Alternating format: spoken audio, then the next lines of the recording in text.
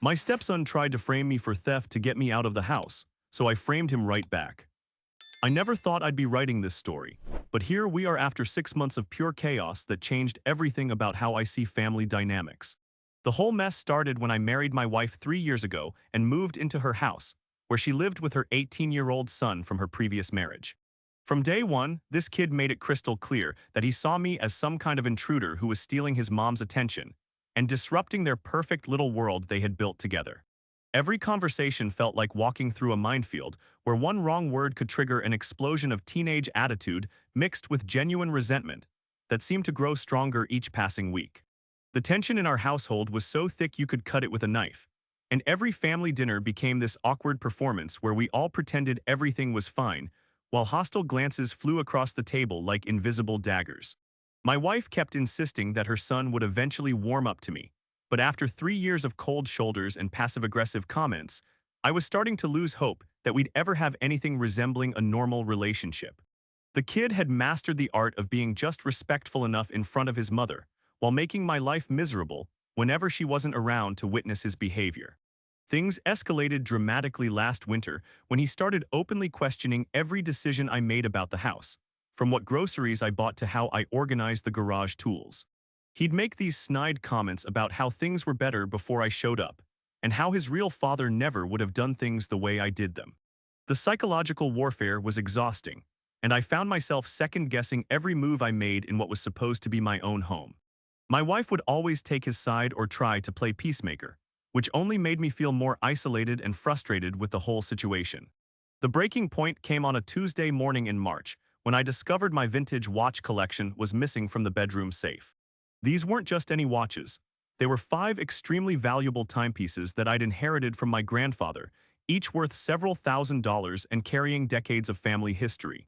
The safe hadn't been forced open, which meant someone who knew the combination had taken them, and there were only 3 people in the house who had access to that information. My heart sank as I realized what this meant, but I tried to give everyone the benefit of the doubt before jumping to conclusions. When I confronted my wife about the missing watches, she seemed genuinely shocked and confused, swearing she hadn't touched them and had no idea where they could have gone. Her reaction felt authentic, and I believed her immediately because she'd never shown any interest in my watch collection beyond polite curiosity. That left only one other person who could have taken them, but I needed solid proof before making any accusations that could destroy what little peace we had left in our household. I spent the next few days discreetly searching the house for any sign of the watches, checking every possible hiding spot I could think of without being too obvious about it. The stepson acted completely normal during this time, maybe even a little friendlier than usual, which should have been my first red flag that something was seriously wrong. He kept asking innocent questions about why I seemed stressed lately, playing the concerned stepson role perfectly while I was internally freaking out about my missing family heirlooms. The first major twist came when I received a call from a local pawn shop owner who recognized my name from the identification I'd left with him months earlier when I was looking for a specific watch part. He told me that someone had tried to sell 5 vintage watches matching the exact descriptions I'd given him, and when he asked for proper documentation, the seller had gotten nervous and left quickly. The timing was too perfect to be coincidental, and I knew I had to act fast before the watches disappeared into the black market forever. I drove to the pawn shop immediately and reviewed their security footage from that day. And there he was, my stepson, clear as day, trying to sell my grandfather's watches to fund whatever teenage scheme he had cooking. The betrayal hit me like a physical blow because despite all our problems, I never imagined he'd actually steal from me. But seeing him on that grainy security footage, nervously fidgeting while trying to negotiate prices for my family heirlooms, made everything crystal clear about his true character. When I confronted him that evening with the security footage on my phone, his entire demeanor changed from fake innocence to cold calculation in seconds. Instead of showing remorse or even basic shame about being caught red-handed, he looked me straight in the eye and told me he'd already planted evidence in my car that would make it look like I was the one stealing from local businesses. The kid had actually thought several steps ahead and prepared for the possibility of getting caught, which showed a level of premeditation that genuinely scared me. He explained his plan with disturbing pride, detailing how he'd been collecting receipts and small items from various stores around town, then planting them in my vehicle to make it appear I was shoplifting. His goal was to get me arrested so his mother would finally see what kind of person she'd married and hopefully kick me out of their house permanently. The sophistication of his scheme was impressive in the most terrifying way possible, and I realized I'd been living with someone who saw me as an enemy worthy of complete destruction.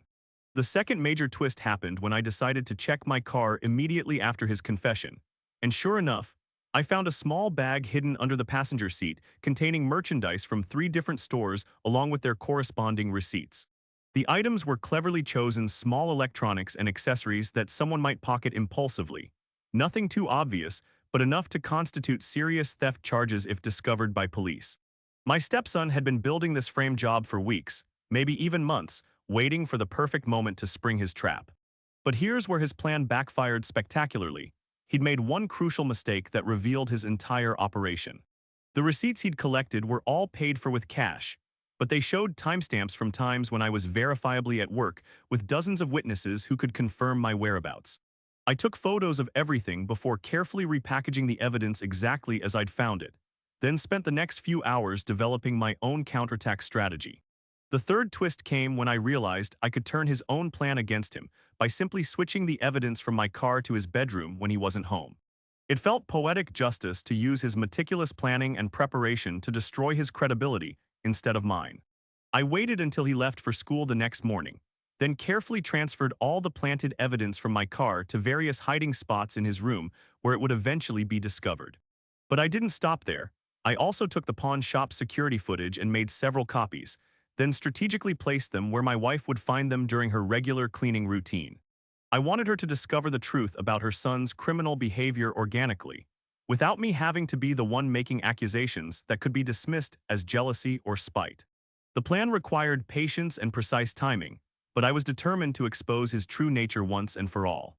The final twist happened 3 days later when my wife found the stolen merchandise hidden in her son's closet while looking for laundry, followed immediately by her discovery of the security footage copies I'd left in his desk drawer. The confrontation that followed was explosive, with her son initially trying to claim I'd planted everything before realizing he'd been caught in too many lies to maintain his innocence. When she demanded an explanation for the pawn shop footage, he finally broke down and admitted to stealing my watches, but insisted he'd only done it because he felt desperate and unwanted. His confession led to a much deeper conversation about his resentment toward me and his fear that I was replacing his father in his mother's affections. For the first time in 3 years, we actually talked honestly about the underlying issues that had been poisoning our family dynamic. He admitted that framing me had been his way of trying to prove I was unworthy of his mother's love, and that he'd been collecting evidence for months waiting for the right moment to strike. The resolution came when my wife made it clear that his behavior was completely unacceptable regardless of his emotional motivations, and that he needed to face serious consequences for both the theft and the attempted framing. We decided that he would have to get a part-time job to pay back the money he would have gotten from selling my watches, plus additional funds to cover the stress and damage he'd caused to our family relationships. He also had to write letters of apology to both me and his mother, acknowledging the severity of what he'd done and committing to rebuilding trust through consistent positive actions.